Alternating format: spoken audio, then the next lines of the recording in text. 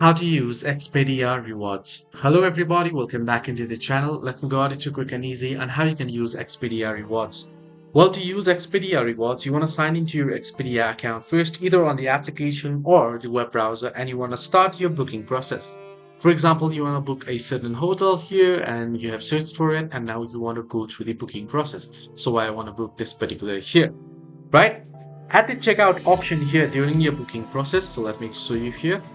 I reserve this, click on reserve, and you can choose whether you want to pay at property or pay now. You can proceed to pay now if you want to use your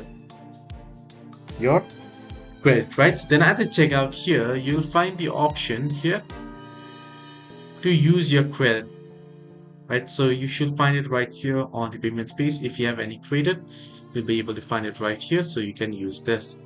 Use the option here. You'll have to find the section use my points as similar, and you'll have to use it. Make sure it is ticked. Hope this video helped you. Do like and subscribe, and also do not forget to leave the comments down below if you have any further issues as well.